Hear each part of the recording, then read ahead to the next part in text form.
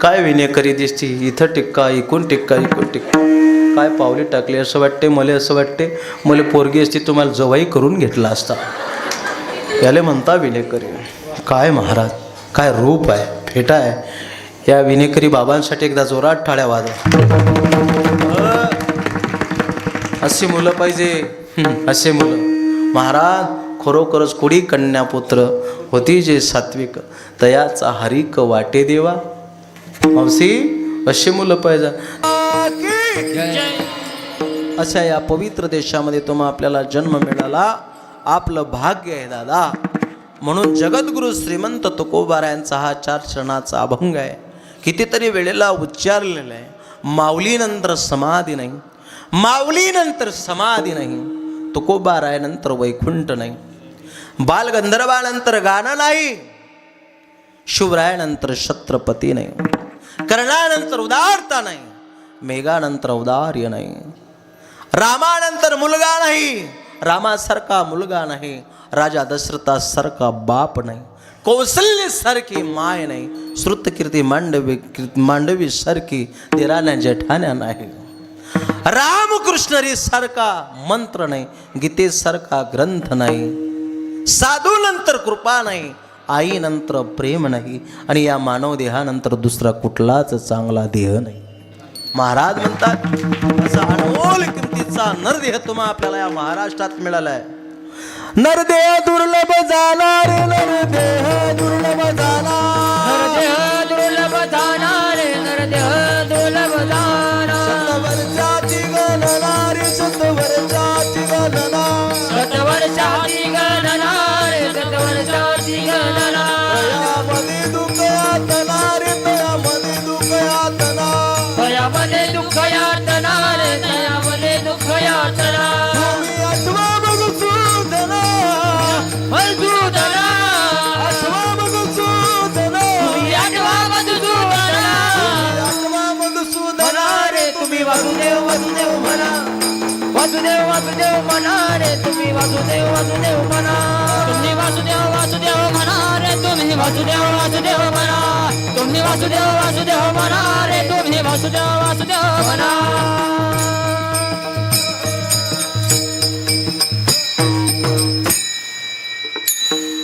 आजी म्हणेन माय बुवा नाचू बी राहिला कीर्तनात.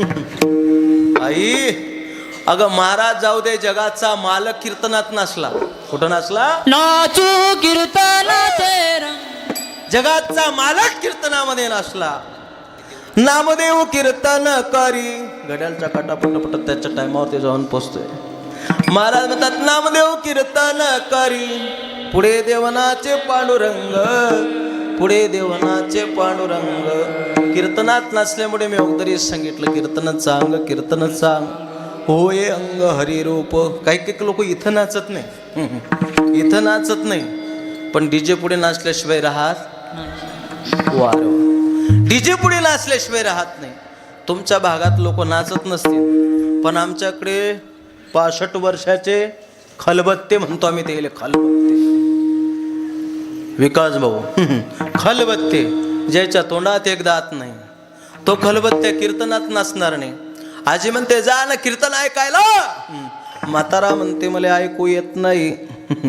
आजी म्हणते ते कसं ऐकू येते तुम्हाला, सट्टा मट्टा हो, रतन खात्री, ओपन क्लोज. ते कसं ऐकू येते, कीर्तन ऐकू येत नाही. कीर्तनात गेला नाही म्हातारा, कीर्तनात नाही नाचला, आणि डीजेच्या पुढे नाचल्याशिवाय राहिला नाही. डीजेच्या पुढे गाणं कोणतं होतं? 65 वर्षाचा खलबत्त्या म्हणते मला लगीन करावं पाहिजे. 65 वर्षाचा म्हातारा म्हणते मला लगीन करावं पाहिजे. एवढं पोरग गेलं पडत म्हणे आधी म्हणे बोल रे पप्प्या.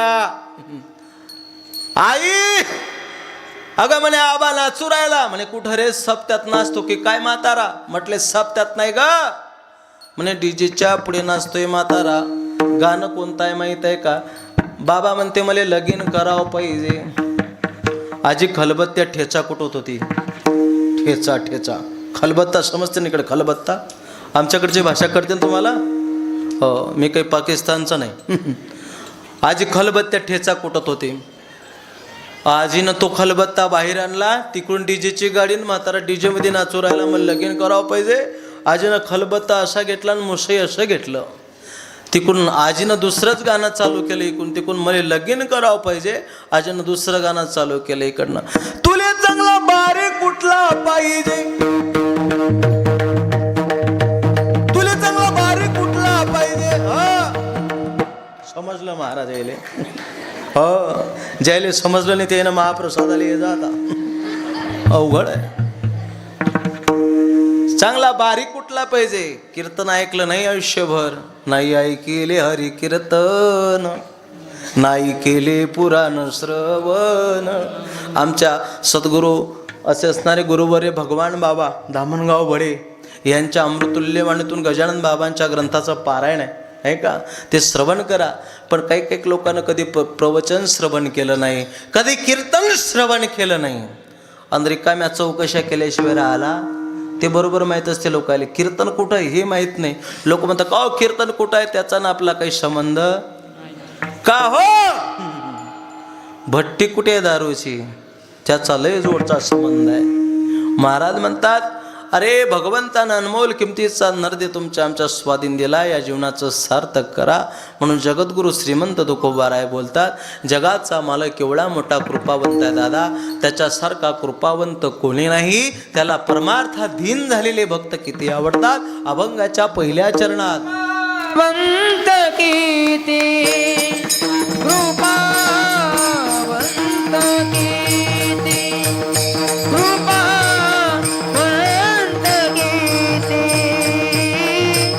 कृपावंत कीर्ती कृपावंत कीर्ती कृपावंत कीर्ती कृपावंत कीर्ती कृपावंत कीर्ती दीन बहु आवडती, दीन बहु आवडती, दीन बहु आवडती, दीन बहु आवडती.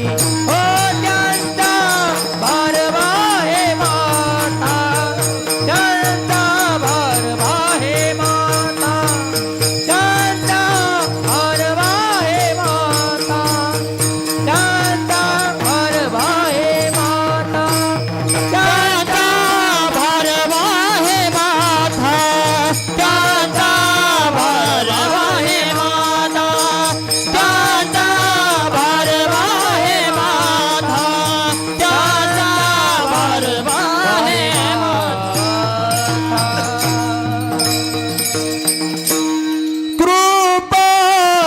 कृपावंत किती कृपावंत आहे. महाराज म्हणतात त्याच्यासारखा कृपावंत कोणी नाही. जगाच्या पाठीवरती देव कृपावंत आहे. महाराज म्हणतात किती कृपावंत आहे. त्याला परमार्थात देवाच्या नामचिंतनात दीन झालेले भक्त जीवाच्या पलीकडे आवडतात. म्हणून दीन बहु आवडती. कोण दीन झाले या परमार्थामध्ये यादी दिली. ऐका ऐका ऐका मायबाप, यादी दिली हो वारकरी संप्रदायामध्ये. प्रत्येक समाजामध्ये 18 आगळपगड जातीमध्ये बाबा 18 आगळ जातीमध्ये संत झाले. प्रत्येक समाजामध्ये संत झाले. कबीर मुमी मलतीप मुसलमान, सेना नावी जान विष्णुदास, चोका मेळा बंका जातीचे महार, त्यासी सर्वेश्वर एके करी. कबीर मुमी मलतीप मुसलमान, कबीर मुमी मलतीप मुसलमान, सेना नावी जान विष्णुदास, सेना नावी जान विष्णुदास. कर्मधर्म त्यांचा झाला नारायण, कर्मधर्म त्यांचा झाला नारायण. कबीर महाराज मुसलमान समाजाचे आहे.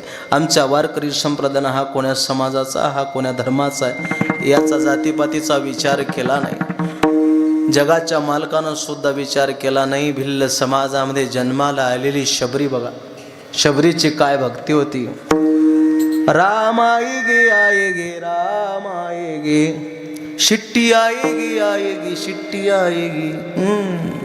शिट्टी नका येऊ द्या. महाराज म्हणतात राम आएगी तो अंगना सजाऊंगी, दीप जला के मैं दिवाली मनाऊंगी, मेरे जन्मों के सारे पाप मिट जाएंगे, राम आएगी. काय भाव होता शबरीचा दादा. माझा जगाचा मालक कोण्या भक्ताचा पैसा बघत नाही, संपत्ती बघत नाही, वैभव बघत नाही. अंतरीची घे तो गोडी, पाहे जोडी भावाची भावाची. अंतरीची घे तो गोडी. जगाचा मालक अंतरातलं प्रेम घेतो, भक्ताची संपत्ती बघत नाही. शबरी बिल्लाचा राजा, शबराची कन्या होती शबरी, जिचा बाप बिल्ल समाजाचा राजा होता दादा. पण दिन झाले बाबा. ओ बाबा, काय ग बेटा, हे बोकडं सजवली, यांच्या गड्यामध्ये हार टाकलाय तुम्ही बाबा, कुकू लावलंय त्यांच्या कंपाळाला, कशासाठी हो बाबा? सांगितलं ग आपल्या भिल्ल समाजामध्ये रूढी परंपरा चालत आली, रूढी परंपरा चालत आले पोरी आपल्या समाजामध्ये. म्हटले का बाबा? अगं पोरी, उद्या तुझं लग्न आहे. हो बाबा माहीत आहे मला, माझं लग्न आहे माहीत आहे, पण यांना का सजवलं? सांगितलं बेटा, आपल्या समाजामध्ये लग्न असलं म्हणजे त्याच्या घरी या प्राण्यांची बळी दिल्या जाते. शबरी विद्वान होती, अधिकार संपन्न होती. महाराज, अधिकार संपन्न होती शबरी. बाबा, दोन जीवाचा संसार उभा करण्यासाठी बाबा दोन निरपराधी प्राण्यांचा बळी का घ्यावा बाबा? का घ्यावा बाबा? हा प्रश्न बापाला विचारला शबरीनं. बेटा, मुलगी जन्माला आली म्हणजे बापाला चिंता असते बेटा.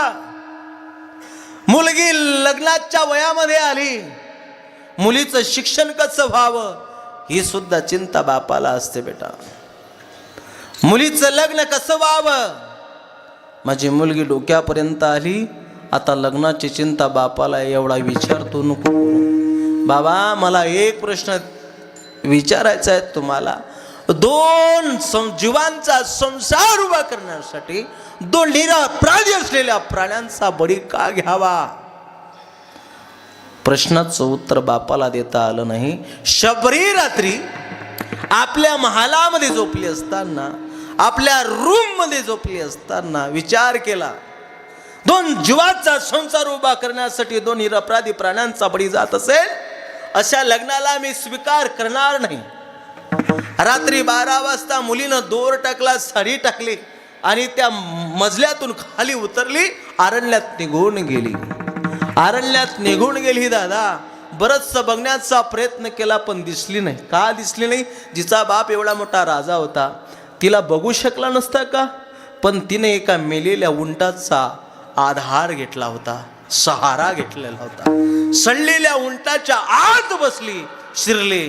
जिथपर्यंत दुर्गंधीच्या वासामुळे, दुर्गंधीमुळे राजाचे नौकर शिपाई इथपर्यंत येऊन पोचणार नाही, म्हणून मेलेल्या जनावराचा आसरा घेतला बाबा. आणि नंतर मातंग ऋषीची सेवा केली.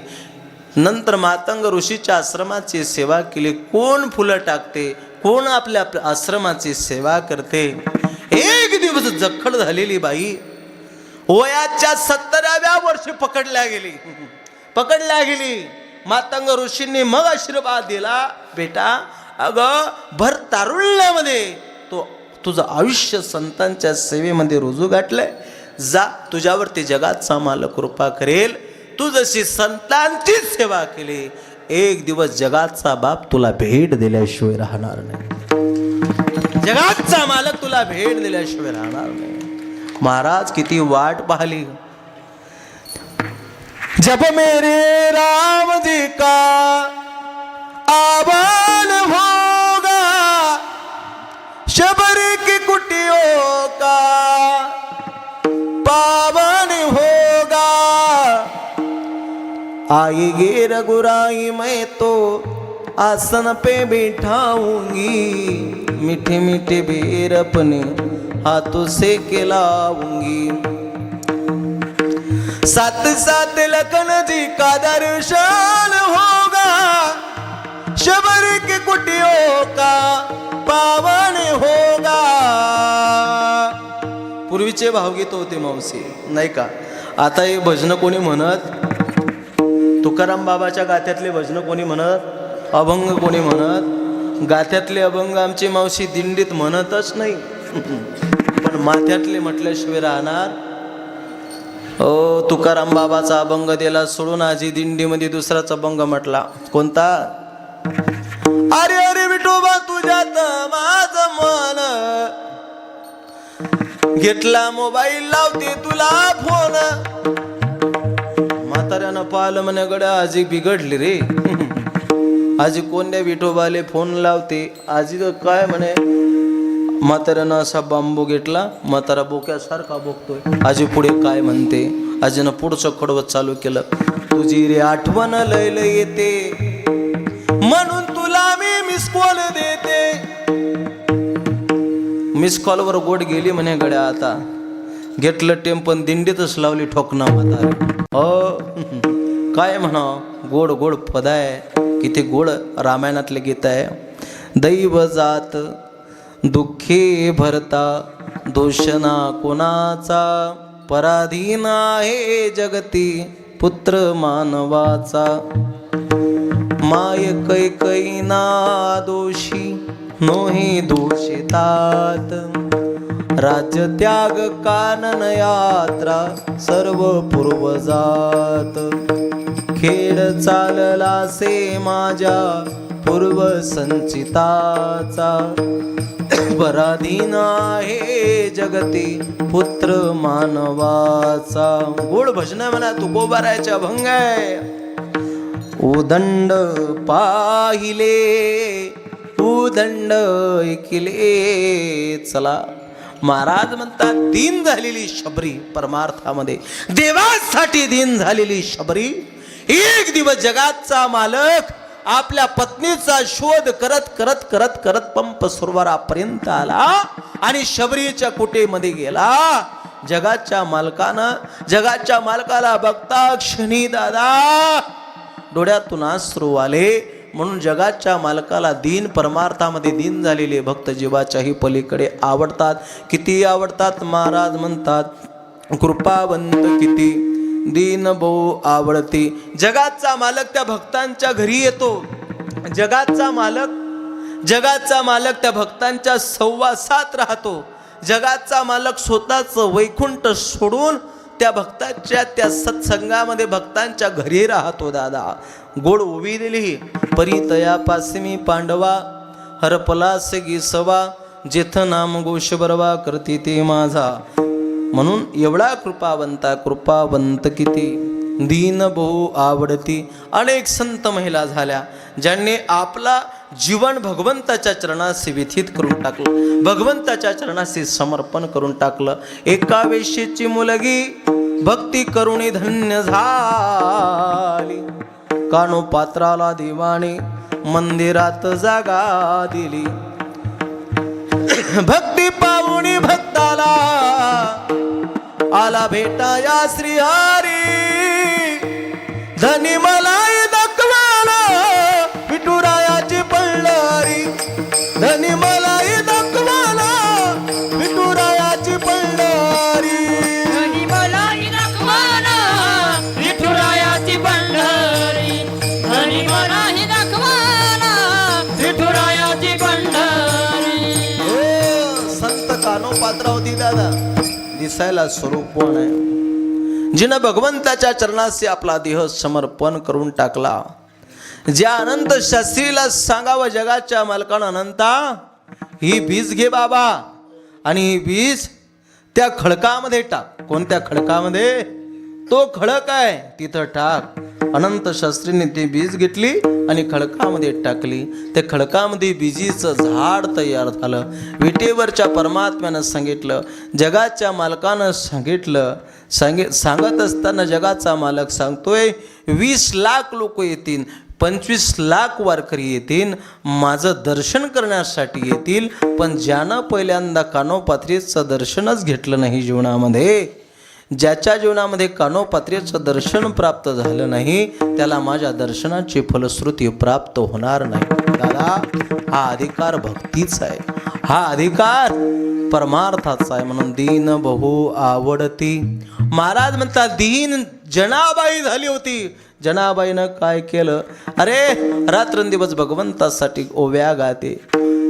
सुंदर माझे जाते ग फिरते बहुत, ओव्या गाऊ कौतुके तू ये रे बा विठ्ठला, ओव्या गाऊ कौतुके तू ये रे बा विठ्ठला.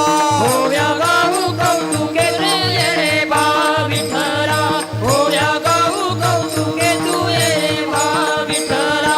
सासू आणि सासरा देरतो तिसरा, सासू आणि सासरा तिरतो तिसरा. ओव्या गाऊ व्रतारा तू ये रे बा विठ्ठला, ओव्या गाऊ व्रतारा तू ये रे बा विठ्ठला. ओव्या गाऊ व्रतारा तू ये रे बा विठ्ठला, ओव्या गाऊ व्रतारा तू ये रे बा विठ्ठला. हे रे बा विठ्ठला, हे रे बा विठ्ठला, हे रे बा विठ्ठला. हे रे बा विठ्ठला. ओव्या गाऊ व्रतारा तू ये रे बा विठ्ठला, ओव्या गाऊ व्रतारा तू ये रे बा विठ्ठला. ओव्या गाऊ व्रतारा तू ये रे बा विठ्ठला, ओव्या गाऊ व्रतारा तू ये रे बा विठ्ठला.